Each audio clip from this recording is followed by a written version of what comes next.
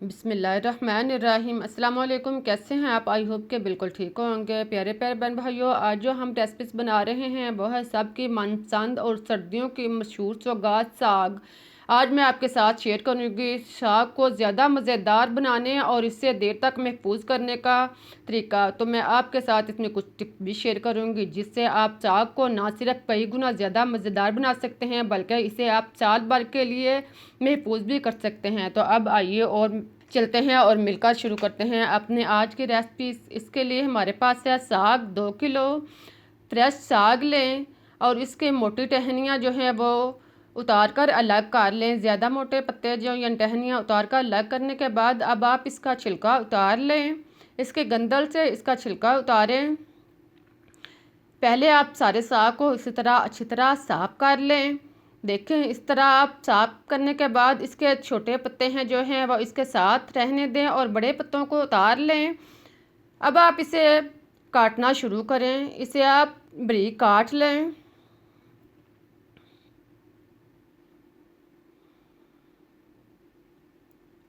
इस तरह आप सारे साग को काट लें।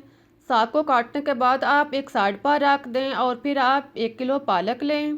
पालक की मोटी टहनियाँ हैं उतार लें। अगर ज़्यादा मोटी हैं तो उतार लें, अगर बारीक है तो रहने दें। सारी टहनियों को यानी पालक को साफ़ करने के बाद इनको भी अच्छी तरह इसी तरह काट लें और फिर आप मेथी 300 ग्राम लें। मेथी के पत्ते उतार लें। इसकी सख्त टहनियाँ जो हैं वो गलने में मुश्किल होती हैं, इनको उतार लें और पत्ते यानी बारीक टहनियों समेत इसको काट लें। अब आप इसको बड़े बर्तन में डालें और इसको खुले पानी में अच्छी तरह वॉश करें। साग को अच्छी तरह आप धोएं, साथ में आप इसे हाथ के साथ मिसलें ताकि इसके गिर्द जो मिट्टी या गिरदो गुबार है वो अच्छी तरह इसकी उतर जाए। अगर आप चाहें तो सारी चीज़ों को अलग अलग धो सकते हैं। अगर बर्तन बड़ा है तो आप सारी चीज़ों को इकट्ठे डालकर इसको धो लें। अब इसमें अब पालक और मेथी वगैरह भी साथ ही शामिल कर लें और इसको अच्छी तरह हाथ के साथ मिस लें और फिर इसे साफ़ कर लें। अब आप दोनों हाथों से साग उठाएं और उसका पानी रिमूव करें और फिर आप इसे जालीदार बर्तन में रखते जाएं ताकि इसका पानी जो है वो नीचे रिमूव हो जाए और इसके गिरदो गुबार भी अच्छी तरह जो है वो साफ़ हो जाए। इसके बाद आप इसको प्रेशर कुकर में डालें। प्रेशर कुकर में आप साग को डालने के बाद आप इसे साथ में नमक 2 चम्मच शामिल करें। नमक डालने के बाद अब आप इसे थोड़ा सा पानी डालें। नमक डालने के बाद इसमें पानी 1 गिलास या आधा किलो शामिल करें। 1 मग पानी इसमें डालने के बाद अब आप इसे तेज़ आंच पर रखें और इसे पकने दें।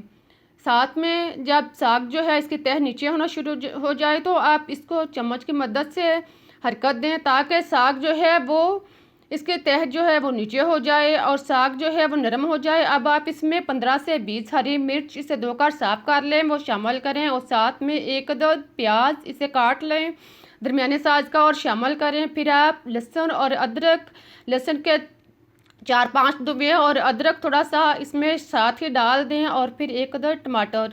इन सब चीज़ों को डालने के बाद आप इसको मिक्स करें और फिर अगर आपका साग बकिया बचा हुआ है तो आप इसके ऊपर वो साग डाल लें। अगर साग बकिया नहीं बचा तो ढक्कन बंद कर दें।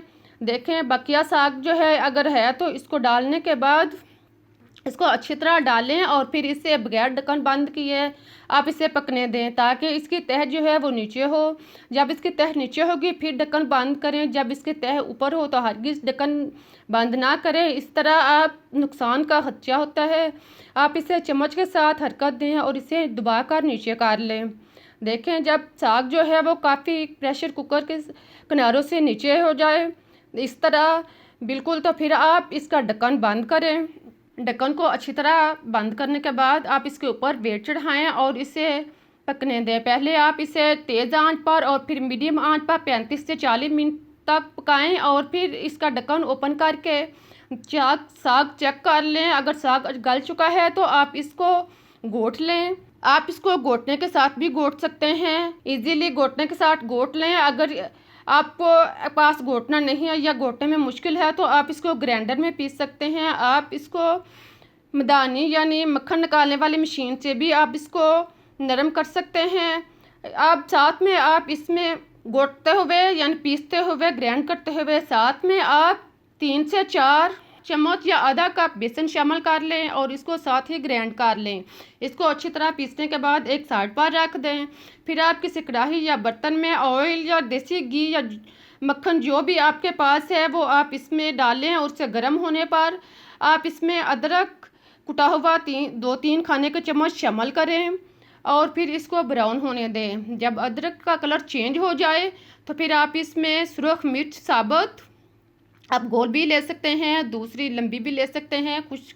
इसको डालने के बाद आप इसमें दही 2-3 खाने के चम्मच शामिल करें। दही डालने के बाद आप इसमें खुश्क मसाला जात शामिल करें।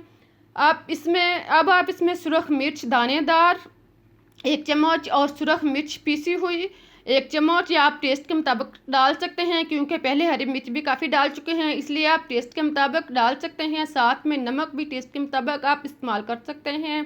नमक डालने के बाद अब इसमें हल्दी पाउडर 1 चम्मच शामिल करें और फिर आप इसमें ज़ीरा पिसा हुआ 1 चम्मच डालने के बाद खुश्क धनिया पिसा हुआ 1 से 1.5 चम्मच शामिल करें। इन सब चीज़ों को डालने के बाद आप चम्मच चलाएं और इनको अच्छी तरह मिक्स कर लें। देखें, इनको फ्राई करें। देखते ही आप मुंह में पानी आना शुरू हो गया है। इसको खूब अच्छी तरह 1-2 मिनट तक फ्राई करने के बाद आप इसमें हरी मिर्च 4 से 5 अदद शामिल करें और साथ में हरा धनिया कटा हुआ 1 गट्ठी डालें और इसको इन सब मसाला जात को खूब अच्छी तरह मिक्स करें और इसे फ्राई करने दें। धनिया को इतनी देर पकाएं कि ये चटनी की तरह बन जाए। देखें, जब धनिया जो नरम हो जाए और इस तरह का तैयार हो जाए तो फिर आप इसमें घुटा हुआ साग, यानी जो साग हमने पहले तैयार करके रखा हुआ था वो इसमें शामिल करें और फिर आप इसे चम्मच लाएं, इसको खूब अच्छी तरह मिक्स करें।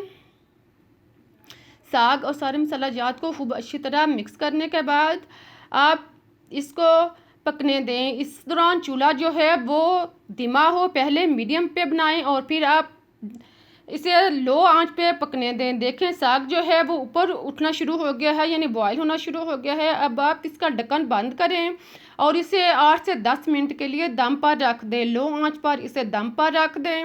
इस तरह साग जो है वो बहुत ही टेस्टी और मज़े का बनेगा और इसका पानी भी खुश्क हो जाएगा। इसके बाद आप ढक्कन ओपन करें। 8-10 मिनट के बाद देखें, अब हमारा साग जो है वो पकने के करीब आ चुका है, बल्कि पक चुका है।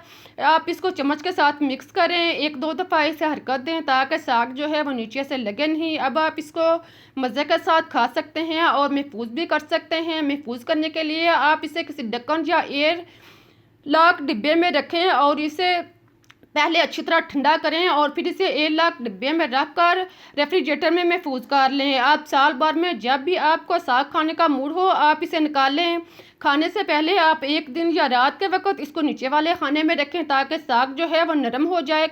आप जाते हुए रेसिपीज़ को लाइक करना और शेयर करना ना भूलें और चैनल को सब्सक्राइब भी करते जाएं।